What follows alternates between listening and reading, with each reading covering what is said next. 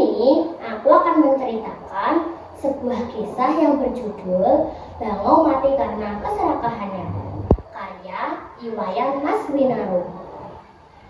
Di sebuah telaga yang sangat indah, dikelilingi tanaman bunga semerbak wangi, airnya yang bening membuat penghuni telaga itu merasa hidup tentram.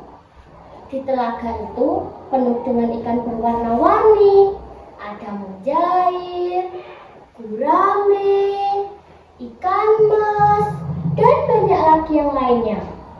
Mereka hidup dengan bahagianya, berenang dan berkejar-kejaran, ke sana, ke sini, sambil bergoyang-goyang. Goyang ekornya. Kodok dan katak di telaga itu berlompat-lompat sambil bernyanyi kegirangan.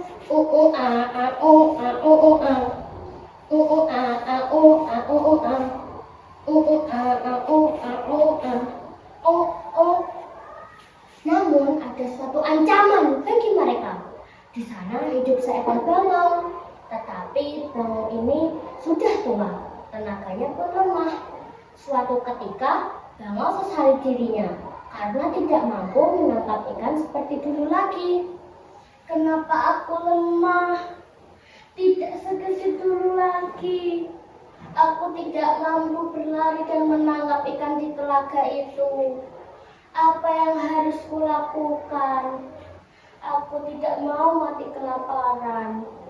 Tidak lama kemudian, bangau merencanakan siasat jahat guna menyelamatkan dirinya dari kelaparan. Bangau berpura-pura baik. Sambil berpikir, ia berdiri di tepi telaga. Bangau menangis terseduh-seduh.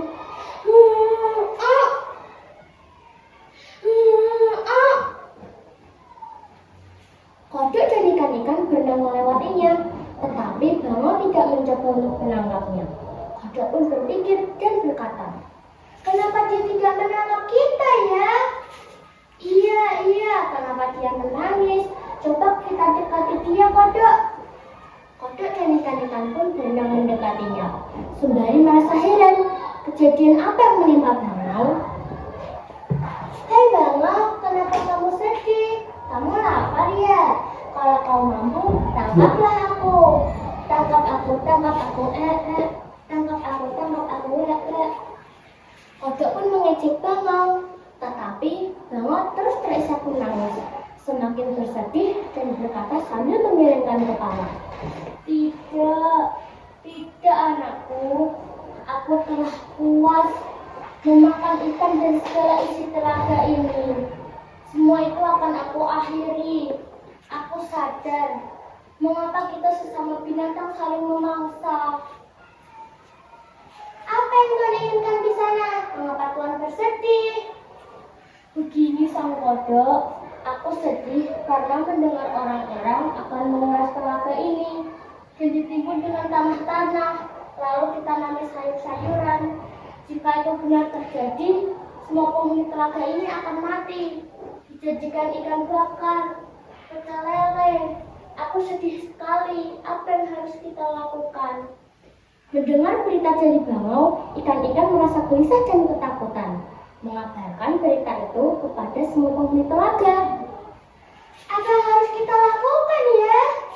Iya, aku takut mati. Bagaimana anak-anakku nanti? Iya, kita harus segera pergi dari telaga ini." Tenanglah teman-teman. Mari kita minta pertolongan kepada Tuan Bangau.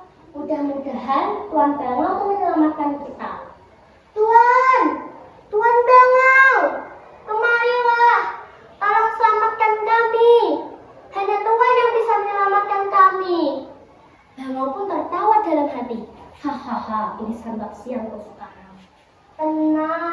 Tenanglah anakku. Aku akan menyelamatkan kalian. Aku pernah melihat sebuah telaga yang letaknya jauh dari sini. Telaga itu bernama Telaga Andawana. Jika kalian percaya padaku, aku akan menerbangkan kalian ke sana. Ikan-ikan pun berebut mendekati bangau. Aku bangau.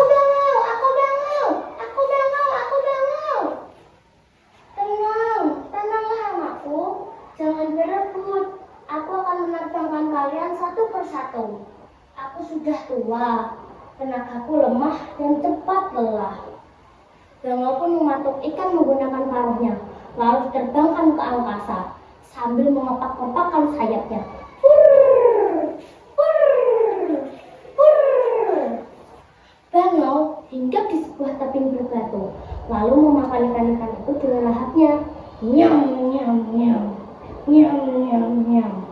Bangau kembali ke telaga untuk mengambil ikan yang masih ada di sana. Nyam, nyam, nyam, nyam, nyam, nyam. Enak, lezat. Dasar ikan-ikan bodoh.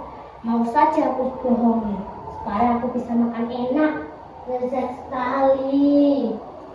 Hari demi hari penuh kebahagiaan bagi Bangau.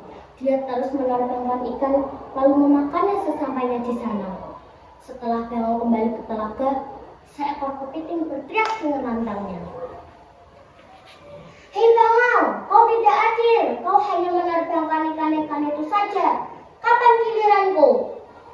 Bangau pun tertawa dengan liciknya. Hahaha, ini santap siangku sekarang. Tenang, tenanglah anakku. Hari ini adalah giliranmu. Marilah mendekat. Peganglah leherku. Bangau pun menerbangkan kepiting itu. Setelah lama perjalanan melintasi jurang dan tebing-tebing berbatu, kepiting belum menemukan adanya tanda-tanda telaga yang dijanjikan. Dia semakin curiga bahwa dirinya sedang diperdaya. Setelah kau bunuh semua keluargaku, sekarang kembalikan aku Bangau ke tempat terakhirku. Kembalikan.